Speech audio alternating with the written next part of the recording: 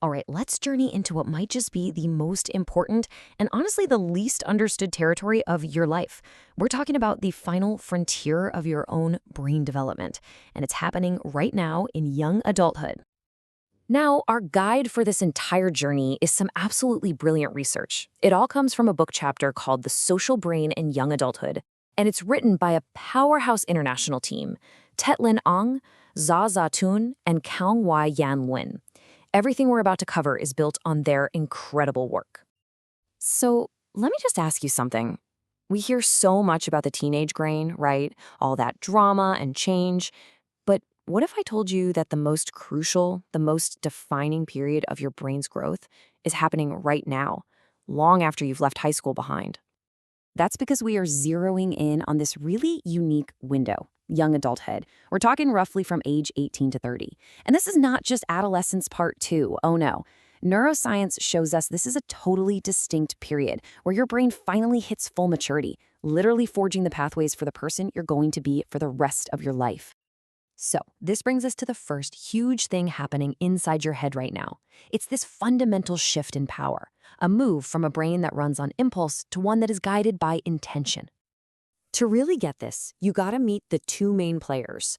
On one side, you got your limbic system. Think of this as the gas pedal. It is all about raw emotion, reward, and that do-it-now impulse. Then, on the other side, you have the prefrontal cortex, or the PFC. This is your brain's brand new, super advanced braking system. It's responsible for planning, self-control, and seeing the big picture. And this right here, this image just illustrates it perfectly. That prefrontal cortex, the new brake system, is learning how to manage and regulate that emotional, super reactive limbic system. The fancy science term for this is top-down modulation, but what it really means is this is the biological root of emotional stability. It's what allows you to feel a really strong impulse, but then choose a wiser path. It's the difference between just reacting and truly responding. Now here's the catch. This new control system, it doesn't just switch on overnight. There's this maturity gap you see, where the emotional gas pedal is still floored, but the regulatory brakes are still being fine-tuned. And that gap, that's precisely why the years between 18 and 25 are the peak time for mood and anxiety disorders to show up. Your brain is literally in the middle of this very vulnerable, very critical transition. But here's the thing. This massive development isn't happening in a vacuum, not at all. Let's move on and see how it's being actively shaped, moment by your social world. Okay, the key idea that explains all of this is called the bidirectional systems model. And honestly, this changes everything. It tells us that the brain isn't some fixed object. It's a dynamic, living, two-way street. Your biology influences how you act out in the world, and then, in turn, your experiences in the world physically change your brain. So yeah, it works like this. First, the way your brain is already built, your biological starting point, that shapes the kinds of social situations you look for and how you handle them. But, and this is the really mind-blowing part, those social experiences you have, the good ones, the bad ones, the challenging ones, they don't just create memories. They are physically sculpting and rewiring the neural pathways in your brain. This is neuroplasticity in real time. So what does this rewiring actually look like in real life? Well, it's pretty much every major thing you're going through right now. Pushing through a tough college degree, navigating the craziness of your first career, the mental gymnastics of learning a new language, or the deep emotional work of building a real, trusting friendship. These are not just life experiences. They are literally brain-building exercises. And it all makes sense because your brain is fundamentally built to connect with other people. You can see here the key hubs of what scientists call the social brain. You've got areas like the medial prefrontal cortex, which helps you think about yourself, and the temporoparietal junction, which is crucial for understanding where other people are coming from.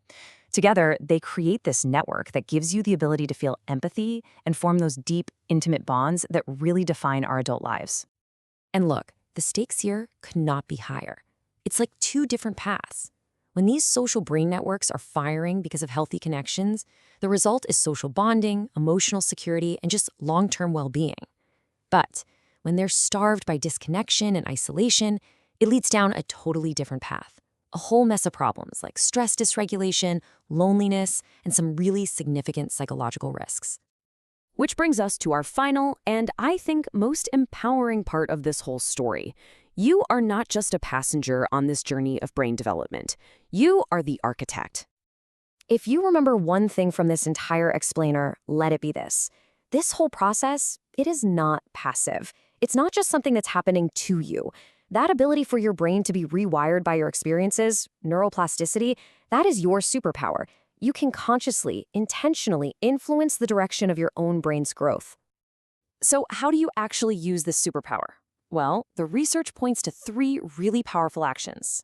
Number 1, practice mindfulness. This strengthens that crucial link between your thinking brain and your feeling brain. 2, get moving. Engage in physical activity, which is proven to support healthy brain development. And 3, this is the big one, actively, intentionally build and nurture supportive social connections. I want you to think of it this way. Every time you make one of these positive, intentional choices, you are investing in your own future. You're building what the researchers call the biological capital for a healthy life. This is the real physical foundation for your resilience, your happiness, and a meaningful future. So the final question, it's really for you. Right now, in this critical, once-in-a-lifetime window, you are actively sculpting the brain that you will have for decades to come. The raw material is there, the tools are in your hands, so what will you choose to build?